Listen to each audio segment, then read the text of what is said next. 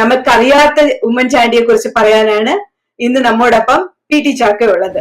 ഉമ്മൻചാണ്ടി എന്നൊരു മഹത് വ്യക്തിത്വത്തിന്റെ കൂടെ ഒന്നിച്ചു നിന്ന് ആ ഒരു ചരിത്രം രേഖപ്പെടുത്തിയ ഒരു ആളാണ് പി ടി. എനിക്ക് എന്റെ രണ്ടാം വീട് പോലെയാണ് അമേരിക്ക.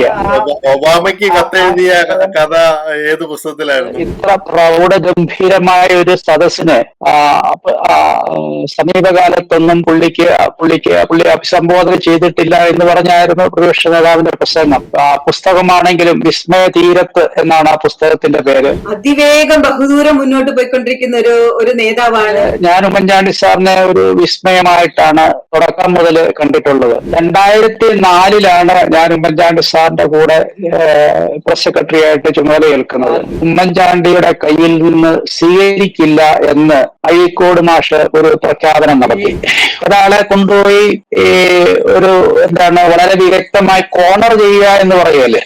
അപ്പൊ അന്ന് ഞാൻ മനസ്സിൽ കുറിച്ചിട്ടു, ഞാൻ ഒരു വിസ്മയത്തിന്റെ കൂടെയാണ് ഇനി ജീവിക്കാൻ പോകുന്നത്. സാറിന്റെ കൂടെ യാത്രയൊക്കെ പോകുമ്പോൾ സാറിന്റെ പെട്ടിയെടുക്കാനോ ഒന്നും ഒരിക്കലും ആരെക്കൊണ്ടും സമ്മതിക്കില്ല. എല്ലാം സ്വന്തമായിട്ട് ചെയ്തത്. ഞാൻ എന്റെ എഴുത്തിനകത്ത് നല്ല വശങ്ങളും മോശം വശങ്ങളും എല്ലാം ചൂണ്ടിക്കാട്ടിക്കൊണ്ട് ഉള്ള ഒരു പുസ്തകമായിരുന്നു. എനിക്ക് വേണ്ടിയിട്ട് സാർ ഒരു തസ്തിക, അവിടെ പ്രസ് സെക്രട്ടറി എന്ന് പറയുന്ന ഒരു തസ്തിക ഉണ്ടാക്കി എന്നെ അവിടെ. പ്രതിപക്ഷ നേതാവിന്റെ ചരിത്രത്തിൽ ആദ്യമായിട്ട് പ്രസ് സെക്രട്ടറി ആയിട്ട് നിയമിക്കപ്പെട്ട ആളാണ് ഞാൻ. അങ്ങനെ ആണ് ആദ്യത്തെ കുഞ്ഞുഞ്ഞു കഥകള് 2009 തോന്നുന്നു ഇറങ്ങിയത്. അവര് പറഞ്ഞു, ഞാൻ കുറെ നേരം കിടന്നു, നിങ്ങൾ രണ്ടാമത്തെ ഞാൻ ഏറ്റുപോയതാണ് എന്ന് പറഞ്ഞു.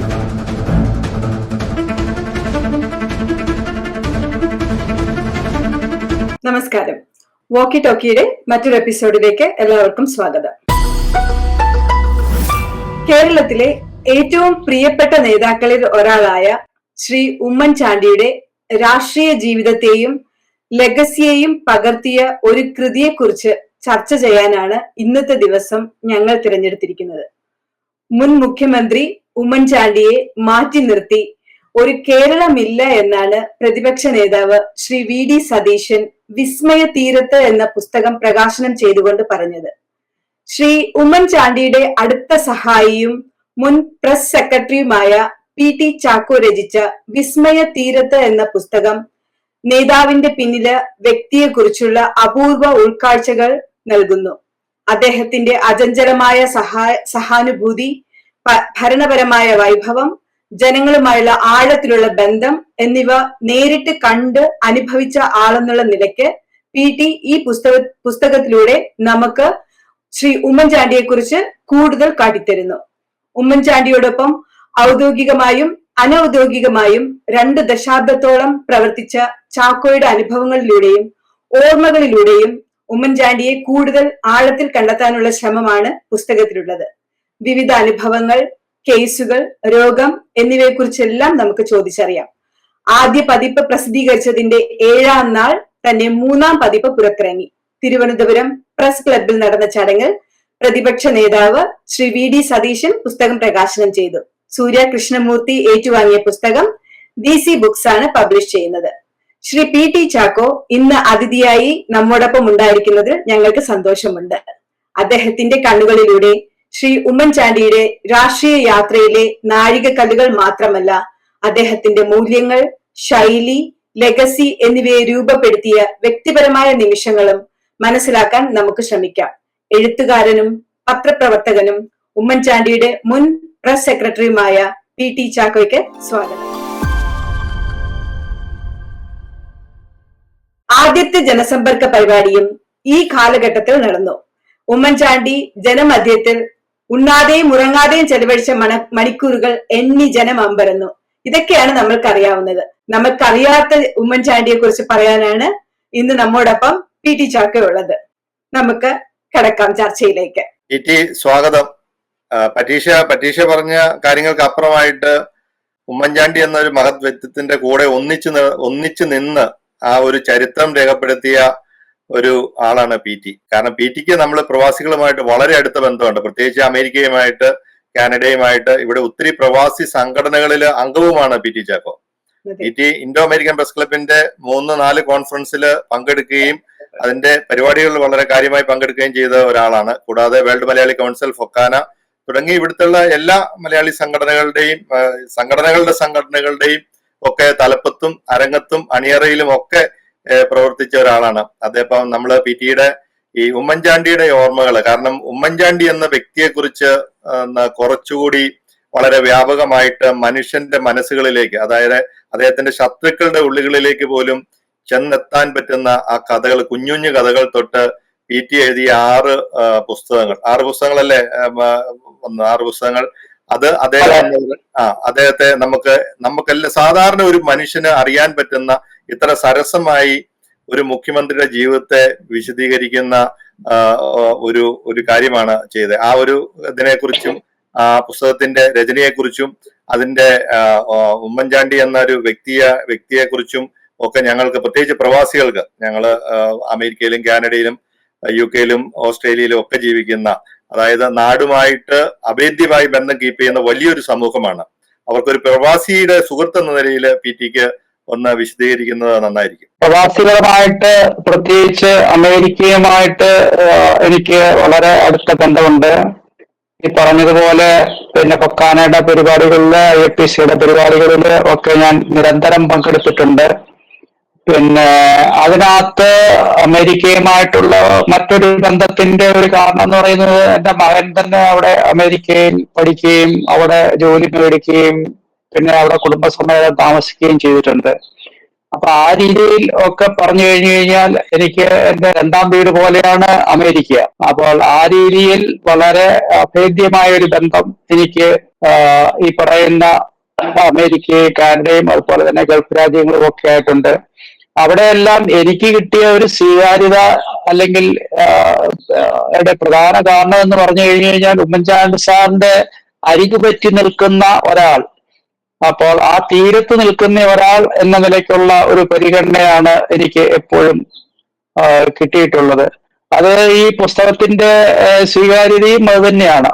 ഇപ്പൊ തിരുവനന്തപുരം പ്രസ് ക്ലബിൽ നടന്ന ചടങ്ങില് പ്രതിപക്ഷ നേതാവ് ശ്രീ VD സതീശൻ പറഞ്ഞത്, ഇത്ര പ്രൗഢഗംഭീരമായ ഒരു സദസ്സിനെ സമീപകാലത്തൊന്നും പുള്ളി അഭിസംബോധന ചെയ്തിട്ടില്ല എന്ന് പറഞ്ഞായിരുന്നു പ്രതിപക്ഷ നേതാവിന്റെ പ്രസംഗം. അപ്പം അതിനകത്ത് ജീവിതത്തിന്റെ നാനാതുറകളിൽപ്പെട്ട ധാരാളം ആളുകൾ തിരുവനന്തപുരം പ്രസ് ക്ലബ്ബ് നിറഞ്ഞു കഴിഞ്ഞ ആൾക്കാരുണ്ടായിരുന്നു. പക്ഷെ ഇതാരും എന്റെ പുസ്തകത്തിന്റെ വലിപ്പം കണ്ടോ എന്റെ വലിപ്പം കണ്ടോ എത്തിയവരായിരുന്നില്ല. അവരെല്ലാരും തന്നെ ഉമ്മൻചാണ്ടിയുമായിട്ടുള്ള അവരുടെ ഓർമ്മകൾ പങ്കിടാനും പിന്നെ അദ്ദേഹത്തെ കുറിച്ച് കേൾക്കാനും അതേക്കുറിച്ച് വായിക്കാനും ഒക്കെയുള്ള ഒരു താല്പര്യത്തോടു കൂടി അവിടെ എത്തിയവരാണ്. അതുകൊണ്ട് തന്നെയാണ് ആ പരിപാടി വൻ വിജയമായി തീർന്നതും. പുസ്തകമാണെങ്കിലും വിസ്മയ തീരത്ത് എന്നാണ് ആ പുസ്തകത്തിന്റെ പേര്. എന്ന് പറഞ്ഞു കഴിഞ്ഞാല് ഞാൻ ഉമ്മൻചാണ്ടി സാറിനെ ഒരു വിസ്മയമായിട്ടാണ് തുടക്കം മുതൽ കണ്ടിട്ടുള്ളത്. അപ്പോൾ ആ വിസ്മയത്തിന്റെ കൂടെ, അല്ലെങ്കിൽ ആ വിസ്മയം അവിടെ നിൽക്കെ ആ തീരത്ത് കുറച്ചുനാൾ എനിക്കും ജീവിക്കാൻ സാധിച്ചു എന്നുള്ളതാണ് എന്നെ സംബന്ധിച്ചിടത്തോളം എന്റെ ജീവിതത്തിലെ ഒരു സുപ്രധാനമായ കാലഘട്ടം എന്ന് പറയുന്നത്. ജനങ്ങൾ എത്രമാത്രം അദ്ദേഹത്തെ ഇപ്പോഴും സ്നേഹിക്കുന്നു. സാധാരണഗതിയിൽ ഒരാൾ മരണമടഞ്ഞു കഴിഞ്ഞാൽ അടുത്ത വർഷം അല്ലെങ്കിൽ അങ്ങനെയൊക്കെ കഴിയുമ്പോഴത്തേക്ക് അവർ വിസ്മൃതിയിലേക്ക് മാഞ്ഞു പോകുമല്ലോ. പക്ഷെ ഉമ്മൻചാണ്ടി സാറിന്റെ ഓർമ്മകൾ ആളുകളുടെ ഇടയിൽ ഇപ്പോഴും വളരെ സജീവമാണ് എന്നുള്ളതിന്റെ ഏറ്റവും നല്ല ഉദാഹരണം എന്റെ ഈ പുസ്തകം തന്നെയാണ്. അതിറങ്ങി അതിന്റെ 7ാം നാൾ തന്നെ നേരത്തെ ഇവിടെ സൂചിപ്പിച്ചതുപോലെ അതിന്റെ 3ാം പതിപ്പിറങ്ങി. അതിപ്പോൾ ആളുകൾ വലിയ തോതിൽ ഇപ്പോഴും വായിക്കുന്നുണ്ട്. ഉമ്മൻചാണ്ടി സാറിനെ കുറിച്ച് കൂടുതൽ അറിയാൻ, അദ്ദേഹത്തെ കുറിച്ച് കൂടുതൽ കേൾക്കാൻ ആളുകൾക്ക് ഇപ്പോഴും താല്പര്യമാണ്, ആഗ്രഹമാണ് എന്നതിന്റെ ഒരു പ്രതിഫലനമാണ് ഈ പുസ്തകത്തിന്റെ സ്വീകാര്യതയും. എനിക്കൊരു ഇതുള്ളത്, വിസ്മയ തീരത്ത് എന്നുള്ളത് ഒരു കാവ്യാത്മകമായിട്ടുള്ള ഒരു തലക്കെട്ടാണ്.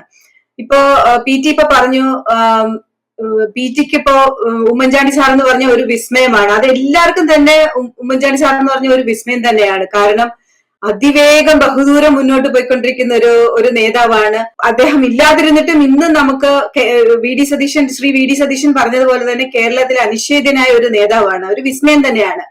ഈ ഒരു തലക്കെട്ട് ഈ പുസ്തകത്തിന് കൊടുക്കാനായിട്ട് തീരുമാനം എടുക്കുമ്പോഴത്തേനും അതെന്തെങ്കിലും ഒരു പ്രത്യേക ഒരു നിർണായകമായിട്ടുള്ള ഒരു കാര്യം ഓർത്തിട്ടാണോ അങ്ങനെ ഒരു തലക്കെട്ട് എടുത്തത്, അല്ലെങ്കിൽ എന്തായിരുന്നു ആ തലക്കെട്ട് എടുക്കാനുണ്ടായ ഒരു പ്രത്യേക ഒരു സംഭവം എന്തെങ്കിലും ഉണ്ടായിരുന്നോ?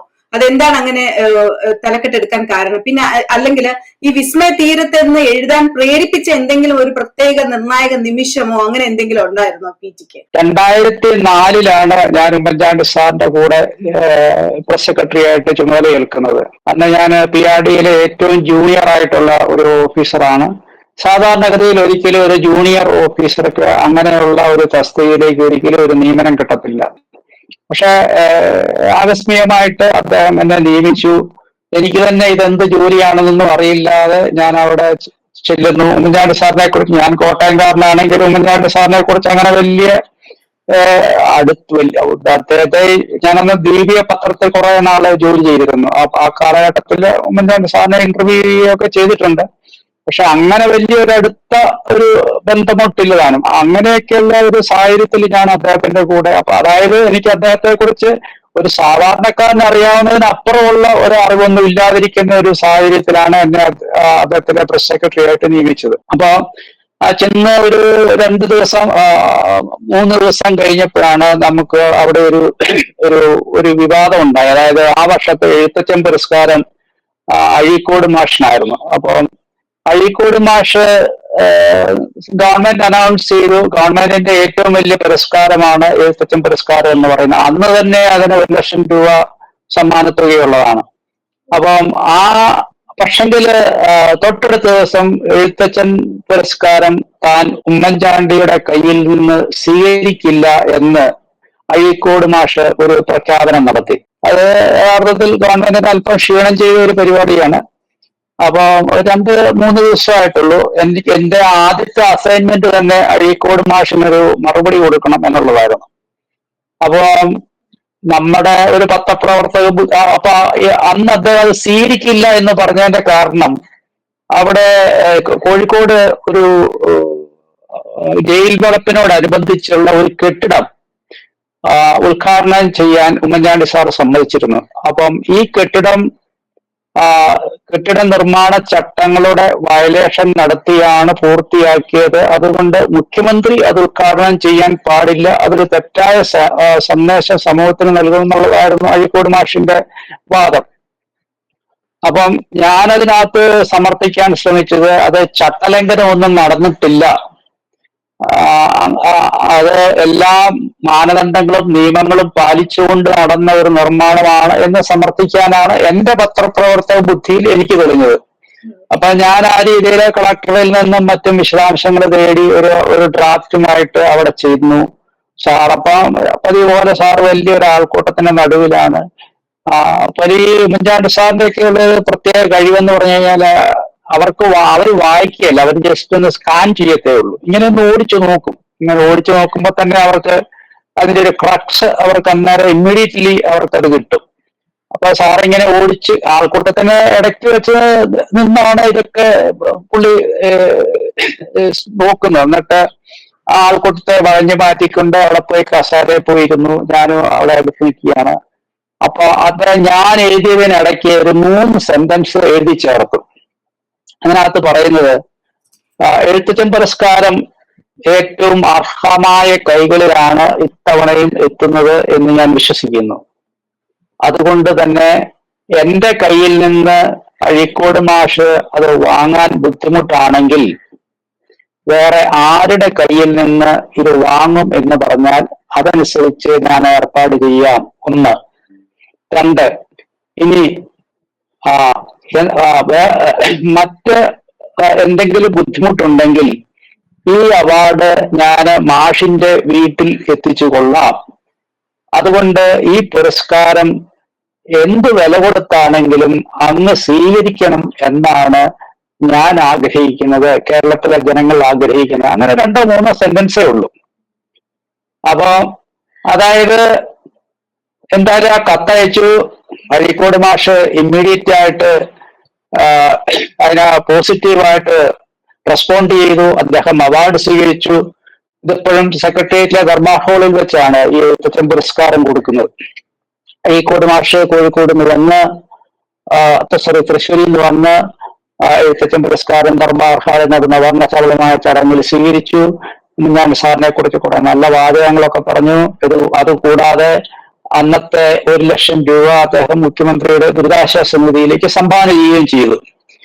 അപ്പോഴാണ് ആ ഒരു വിസ്മയം എന്ന സംഭവം ഞാൻ തിരിച്ചറിയുന്നത്. അതായത് എന്റെ ഒരു ചെറിയ ബുദ്ധിയിൽ ഞാൻ അതിന്റെ ന്യായങ്ങളും അന്യായങ്ങളും ഒക്കെ കാട്ടി ഉള്ള ഒരു കത്ത്, അത് അതേലല്ല.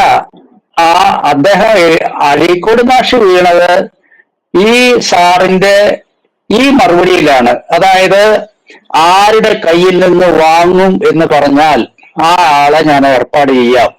അങ്ങനെ ഒരാളെ, അതാണ് നമ്മള് ഒരാളെ കൊണ്ടുപോയി ഒരു വളരെ വിദഗ്ധമായി കോർണർ ചെയ്യുക എന്ന് പറയുമല്ലേ. അത് യഥാർത്ഥത്തിൽ അഴീക്കോട് മാഷിന് എന്ത് മറുപടി പറയാൻ പറ്റും? അപ്പൊ ആ രീതിയില് അന്ന് ഞാന് മനസ്സിൽ കുറിച്ചിട്ടു, ഞാന് ഒരു വിസ്മയത്തിന്റെ കൂടെയാണ് ഇനി ജീവിക്കാൻ പോകുന്നത്. ഇതുപോലെ ഒരുപാട് ഉദാഹരണങ്ങൾ പറയാം. ഇത്തരം വിസ്മയങ്ങൾ തുടർച്ചയായിട്ട് സാക്ഷ്യം വഹിക്കാൻ എനിക്ക് സാധിച്ചിട്ടുണ്ട്. ഒരു ഉദാഹരണം പറയാം. മൂന്നാറില് ഈ കയ്യേറ്റ ഭൂമികള് ഒക്കെ പിന്നെ മറ്റൊരു നേതാവ് പോയതൊക്കെയാണല്ലോ വാർത്തയിലായത്. പക്ഷെ യഥാർത്ഥത്തിൽ അതിലും കൂടുതൽ തവണ മൂന്നാറിൽ പോവുകയും അവിടുത്തെ അവിടെ കൈയേറിയ സ്ഥലങ്ങളിൽ ഇടപെടുകയും നിരന്തരമായിട്ട് അവിടെ പത്രസമ്മേളനം നടത്തുകയും ആളുകളെ കാണുകയും അവരെ പ്രവർത്തന സജ്ജരാക്കുകയും ഒക്കെ ഉമ്മൻചാണ്ടി സാർ ചെയ്തിട്ടുണ്ട്. അപ്പൊ ഒരിക്കല് ഞങ്ങള് ഇവിടെ മൂന്നാറില് ഒരു കയ്യേറ്റ പ്രദേശം കാണാനായിട്ട് പോവാണ്. അപ്പം പിന്നെ ഇവിടെ നിന്ന് ഉമ്മൻചാണ്ടി സാറിന്റെ കാറിൽ ഞാൻ മാത്രമേ ഉള്ളൂ. സാധാരണഗതിയിൽ ആൾക്കാരൊക്കെ ഇടിച്ചു കയറുന്നാണേലും ഞങ്ങള് ഉദ്യോഗസ്ഥരൊക്കെ കയറുമ്പോൾ സാറ് കഴിവതും മറ്റ് ആൾക്കാരെ കയറ്റാറില്ല. അപ്പം ഇവിടുന്ന് ഞങ്ങള് മൂന്നാർ ചെന്ന് കഴിഞ്ഞപ്പോ അവിടുത്തെ കയ്യേറ്റ ഭൂമിയെല്ലാം ഇങ്ങനെ നടന്ന് കണ്ടു. അന്ന് പി ടി തോമസിന്റെ നേതൃത്വത്തിലാണ് നമ്മൾ ഈ കയ്യേറ്റ ഭൂമിയെല്ലാം കാണുന്നത്. അപ്പൊ തന്നെ അവിടെയുള്ള ആൾക്കാരെല്ലാം വന്നു. അപ്പം ആൾക്കാർ വന്ന് അവരുടെ വിഷമങ്ങളോ പ്രതിസന്ധികളോ ഒക്കെ ഇങ്ങനെ സാറിന്റെ അടുത്ത് അവതരിപ്പിക്കുകയാണ്. അപ്പൊ അവിടുത്തെ ഒരു പ്രശ്നം എന്താന്ന് വെച്ച് കഴിഞ്ഞാൽ അവിടെ പട്ടയം ഇല്ലല്ലോ. എല്ലാത്തിനും ഈ രവീന്ദ്രൻ പട്ടയം അല്ലെങ്കിൽ വ്യാജ പട്ടയം അങ്ങനെയൊക്കെയുള്ള ഒരുപാട് പ്രശ്നങ്ങളാണ്. അപ്പൊ അവർക്ക് പിന്നെ വായ്പ എടുക്കാനോ അല്ലെങ്കിൽ അവിടുത്തെ ഭൂമി വെച്ച് മറ്റെന്തെങ്കിലും ഒരു കാര്യം നേടാനോ ഒന്നും സാധിക്കാത്ത ഒരു വളരെ ദയനീയമായ അവസ്ഥ. അപ്പൊ അവിടുത്തെ പ്രശ്നങ്ങളൊക്കെ ഇങ്ങനെ സംസാരിച്ചുകൊണ്ടിരുന്നപ്പോ പെട്ടെന്ന് ഒരു യുവാവ് കയറി വന്നിട്ട്, സാറേ എന്റെ ജീവിതം വഴിമുട്ടി നിൽക്കുകയാണ് എന്ന് പറഞ്ഞ് സാറിന്റെ അടുത്ത് അവന്റെ ഒരു കഥ അവൻ അവിടെ അവതരിപ്പിച്ചു. സാറ് അവനെ ശ്രദ്ധിച്ചു, അവൻ പറഞ്ഞതെല്ലാം കേട്ടു. അത് കഴിഞ്ഞിട്ട് പത്രക്കാരെല്ലാരും ഉണ്ടായിരുന്നു. പത്രക്കാരെല്ലാം പിരിഞ്ഞുപോയി, ആളുകളെല്ലാം പിരിഞ്ഞുപോയി. സാർ അവനെ മാറിന്ന് അവനെ അടുത്ത് വിളിച്ചു. അവന്റെ പേര് രാജൻ എന്നാണ്. ഒരു പിന്നോക്ക വിഭാഗത്തിലെ ഒരു യുവാവാണ്. അവന് ഡിഗ്രി പാസ്സായി നിൽക്കുന്ന സമയം. അവന് ഉന്നത വിദ്യാഭ്യാസത്തിന് പോകണം. അവന്റെ ആഗ്രഹം വിദേശത്ത് പോയി പഠിക്കണമെന്നുള്ളതാണ്. അപ്പൊ വിദേശത്ത് പോയി പഠിക്കണമെങ്കിൽ ബാങ്ക് വായ്പ കിട്ടണം. പക്ഷെ ഒരു ബാങ്കും വായ്പ കൊടുക്കാൻ തയ്യാറല്ല. അതാണ് അവന്റെ പ്രശ്നം. സാറ് ഉടനെ എന്നെ മാറ്റി നിർത്തിയിട്ട് പറഞ്ഞു, താനൊരു കാര്യം ചെയ്തു, താൻ വേറൊരു വണ്ടിയെ കയറിക്കോ, എന്റെ കൂടെ വേറൊരാൾ കാണുമെന്നുള്ളത്. അപ്പൊ ഞാന് പിന്നെ നമുക്ക് ഉള്ളിലൊരു കിരികിരിപ്പ് വരുമല്ലോ.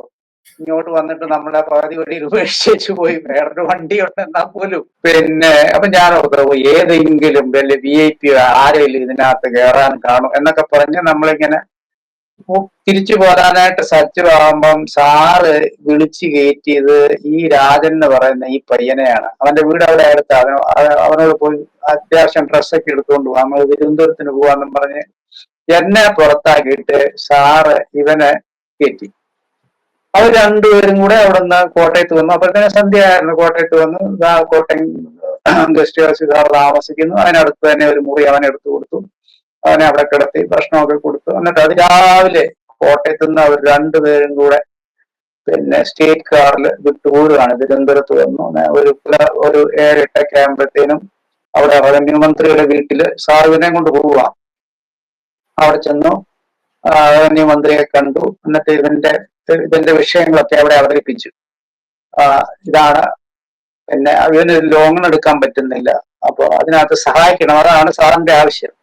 മന്ത്രി ഉടനെ കളക്ടറെ വിളിക്കുന്നു. കളക്ടർ ഉടനെ പറയുന്നു ആളെ ഇങ്ങോട്ടൊന്ന് വിടുവോ, ഞാൻ ബാക്കി നോക്കിക്കൊള്ളാം എന്നൊക്കെ പറഞ്ഞ് പിന്നെ സാറിന്റെ നമ്പറും കൊടുത്തിട്ട് അവനെ അവിടെ നിന്ന് തിരിച്ചു വിട്ടു. ഇവരവിടെ നിന്ന് തിരിച്ചു വന്നിട്ട് കളക്ടറുടെ അടുത്ത് പോയി ഒന്നല്ല പലതവണ അങ്ങനെ കയറി ഇറങ്ങി. അറിയാലോ സർക്കാർ കാര്യം മുറ പോലെ എന്ന് പറഞ്ഞ പോലെ അതൊന്നും നടക്കുന്ന ലക്ഷണമില്ല. പിന്നെ മന്ത്രി പറഞ്ഞിട്ട് നടക്കുന്നില്ല, കളക്ടർ പറഞ്ഞിട്ട് നടക്കുന്നില്ല, ആര് പറഞ്ഞിട്ട് ഒന്നും നടക്കുന്നില്ല. അവസാനം സാറിന് തന്നെ പിടികിട്ടി ഒന്നും നടക്കാൻ പോകുന്നില്ലെന്ന്.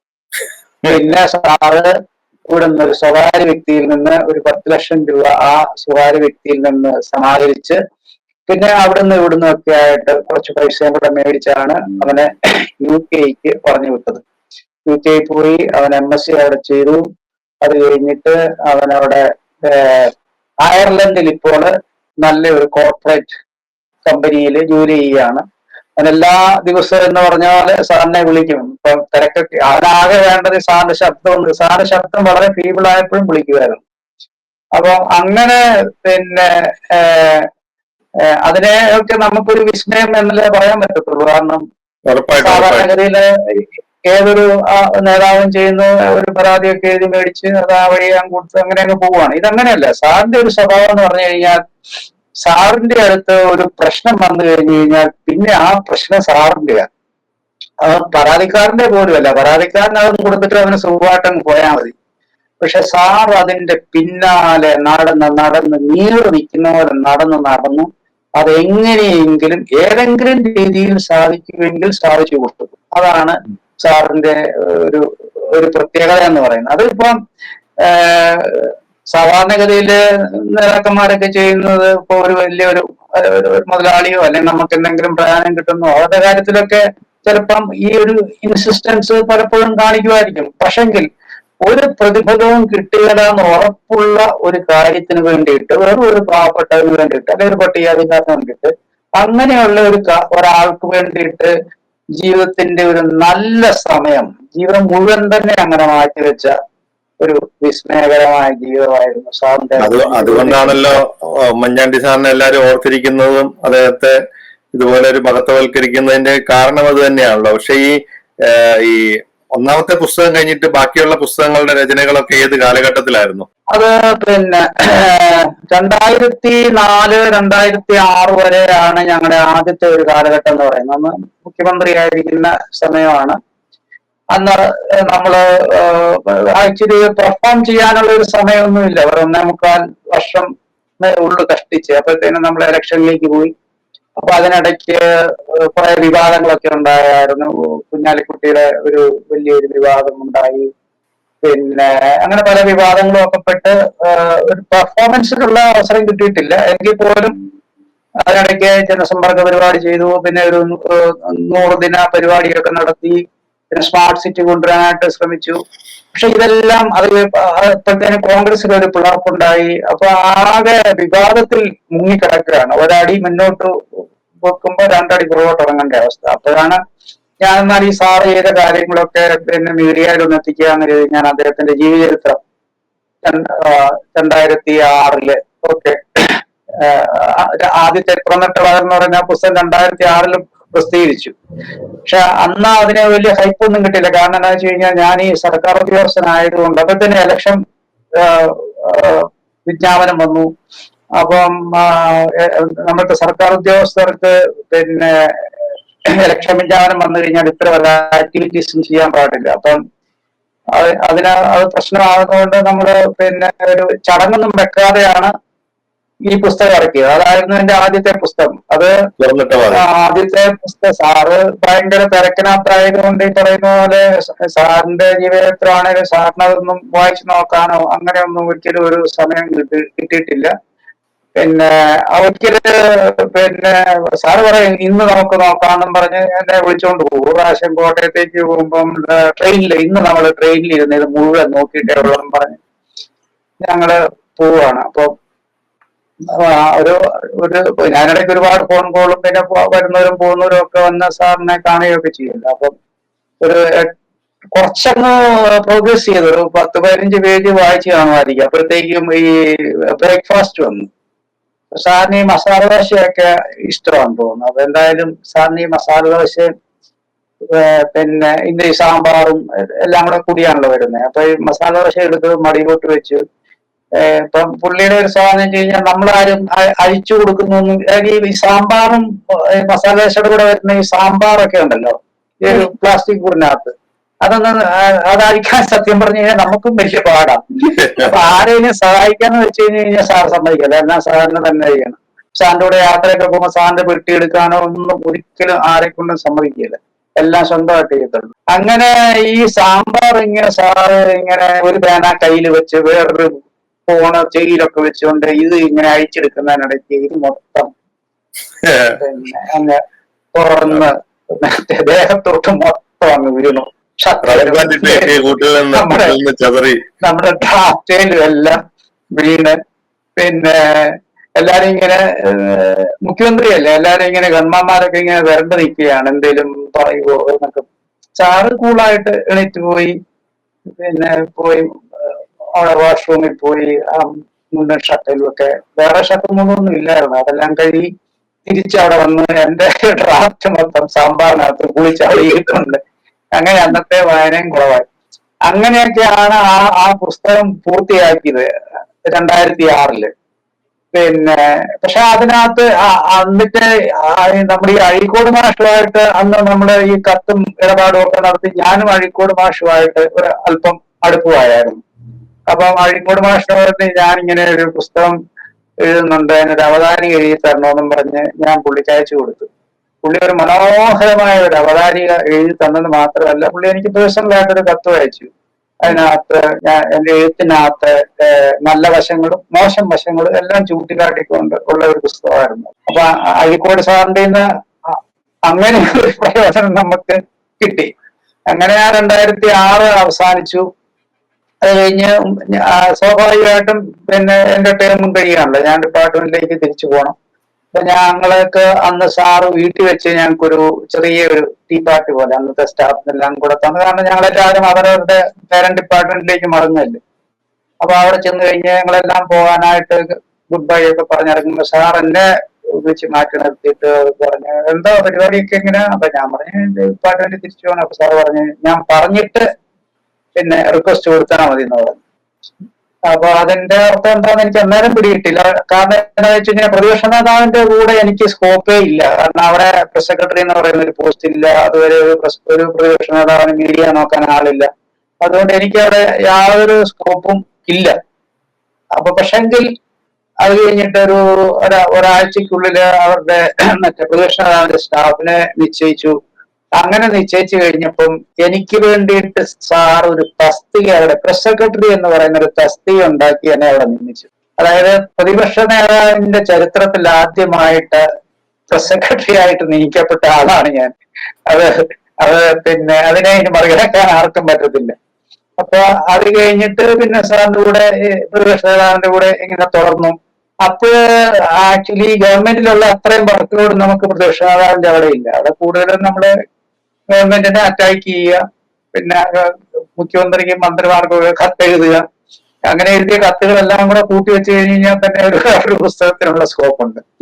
അപ്പൊ അങ്ങനെ ഇരിക്കുമ്പോഴാണ് ഈ സാറിനെ കുറിച്ചുള്ള സാറിന്റെ കൂടെ മുഖ്യമന്ത്രി ഓഫീസിലുള്ളപ്പോഴും ഒക്കെ ഈ ആൾക്കാർക്കല്ല ഉമ്മൻചാണ്ടി സാറിനെ കുറിച്ച് എപ്പോഴും ഒരു കഥ പറയാൻ കാണും, പ്രത്യേകിച്ച് പുതുപ്പള്ളിക്കാർ. അപ്പൊ അത് ഇങ്ങനെ ഭയങ്കര ഇൻട്രസ്റ്റിംഗ് ആയിട്ടുള്ള കഥകളാണല്ലോ. സാറ് തന്നെ ചില കഥകള് നമ്മുടെയൊക്കെ ഒരു സ്വകാര്യ സർക്കിളിൽ എന്ന് പറയും. അപ്പൊ ഞാൻ നോക്കുമ്പോ അങ്ങനെ ഒരുപാട് കഥകൾ ഇങ്ങനെ വരുന്നു. അപ്പൊ പിന്നെ ഞാൻ ഓർത്ത് ഇതിനെ ഒരു പുസ്തകമാക്കിയാലോ എന്ന് ഞാൻ ആലോചിച്ചു. പക്ഷെ ഞാൻ ഒരു മുഖ്യമന്ത്രിയെ കുറിച്ച് അല്ലെ ഒരു പ്രതിപക്ഷ നേതാവിനെ കുറിച്ച് അതിനകത്ത് അദ്ദേഹത്തെ തന്നെ കളിയാക്കുന്നതാണ് കൂടുതലും. അപ്പൊ അങ്ങനെ ഒരു പുസ്തകം ചെയ്തു കഴിഞ്ഞു കഴിഞ്ഞാൽ അദ്ദേഹത്തിന് ഇഷ്ടപ്പെടുവോ, പിന്നെ വായനക്കാർക്ക് ഇഷ്ടപ്പെടുവോ, അദ്ദേഹത്തിന്റെ ആരാധകർക്ക് ഇഷ്ടപ്പെടുവോ, പാർട്ടിക്കാർക്ക് ഇഷ്ടപ്പെടുവോ എന്നൊന്നും അറിയത്തില്ല.